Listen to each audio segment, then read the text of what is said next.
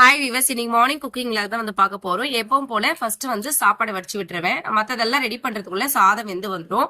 இன்னைக்கு French fries தான் வந்து செய்ய போறேன். அதுக்காக இந்த மாதிரி ஸ்லைஸா வந்து கட் பண்ணிருக்கேன். எல்லாமே ஈவனா இருக்கிற மாதிரி கட் பண்ணி எடுத்துக்கணும். ஒரு 5 நிமிஷம் போல நல்லா வேக வச்சு எடுத்துக்கலாம். முழுசா வேகக்கூடாது. ஒரு 70% வந்து குக் ஆகுனா போதும். மதிய லஞ்சுக்கு புளிசாதம் தான் வந்து செய்ய போறேன். அதுக்காக தாளிச்சு விட்டாச்சு. கடலைப்பருப்பு உளுந்தும் நிறைய சேர்க்கும் போது புளியோதரை வந்து ரொம்ப சூப்பர் டேஸ்டியா இருக்கும். சாப்பிடறதுக்கும் நல்லா இருக்கும். இது வந்து ஒரு 10 நிமிஷம் போல நல்லா ட்ரை ஆகணும். இப்போ பிரெஞ்ச் ஃப்ரைஸ்க்கான இந்த உருளைக்கிழங்க வந்து நல்லா வெந்து வந்துருச்சு. நல்லா வடிச்சு எடுத்துடலாம். தண்ணி எதுவும் இல்லாம வடிச்சு எடுத்துருங்க. மார்னிங் பிரேக்ஃபாஸ்ட் வந்து இட்லி தான் வந்து வச்சிருக்கோம். இட்லி மாவு வந்து 1 ஹவருக்கு முன்னாடியே வந்து கரைச்சு வச்சுட்டேன். இப்ப வந்து இட்லி ஊத்திடலாம். இட்லி வெந்து வரதுக்கு ஒரு 15 மினிட்ஸ் போல ஆகும். புளியோதரையும் வந்து ரெடி ஆயிடுச்சு. இதை சாப்பாட்டோட கலக்கணும்னா புளி சாதம் ரெடி ஆயிடும். மார்னிங் பிரேக்ஃபாஸ்ட்க்கு வந்து வேர்க்கடலை சட்னி தான் வந்து செஞ்சிருக்கோம். ஆயில எல்லாத்தையும் ரோஸ்ட் பண்ணி எடுத்துட்டு ஃபைனலா அரைச்சு எடுத்துடலாம்.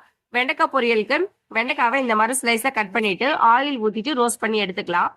வெண்டைக்காவை அப்படியே ரோஸ்ட் பண்ணதை விட கொஞ்சமா ஆயில் சேர்த்துட்டு ரோஸ்ட் பண்ணும்போது சீக்கிரமா வந்து ரோஸ்ட் ஆகிடும். டேஸ்ட்டும் வந்து ரொம்ப சூப்பரா இருக்கும். வெங்காயம், தக்காளி, வரமிளகாய், கருவேப்பிலை, கொத்தமல்லி, சாம்பார் பொடி, மிளகாய் தூள் இது மட்டும் சேர்த்து தண்ணி சேர்த்து விட்டுடலாம். ஒரு 10 நிமிஷத்துல வந்து வெண்டைக்காய் பொரியல் ரெடி ஆயிடும். இட்லி வந்து ரெடி ஆயிடுச்சு.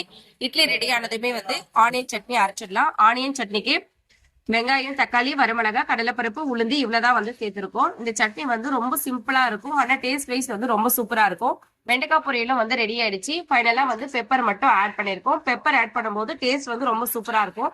இப்போ பிரெஞ்ச் ஃப்ரைஸ்க்கு வந்து உருளைக்கிழங்க பொரிச்சு எடுத்துடலாம். இன்னைக்கு டைம் இல்லைன்றதுனால கொஞ்சம் எண்ணெய் வந்து அதிகமா சேர்த்திருக்கேன். சேர்த்துட்டு எல்லாத்தையுமே வந்து ஒரே டைம் போட்டு பொரிச்சு எடுத்துட்டேன். நல்லா வந்து கோல்டன் கலர் வர வரைக்கும் பொரிச்சு எடுத்திருக்கேன்.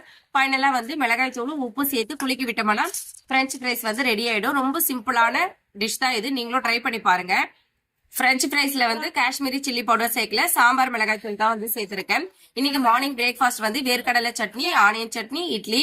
இன்னைக்கு பிரேக்ஃபாஸ்ட்க்கு மார்னிங் மதிய லஞ்சுக்கு வந்து புளி சாதமும் வெண்டைக்காய் பொரியல் தான் வந்து வச்சிருக்கோம். கூட வந்து பிரெஞ்ச் ஃப்ரைஸ். இவ்வளவுதான் இன்னைக்கு எங்களோட பிரேக்ஃபாஸ்ட் அண்ட் லஞ்ச் மெனு. எப்படி இருக்குன்னு சொல்லிட்டு கமெண்ட் பண்ணுங்க. தேங்க்யூ.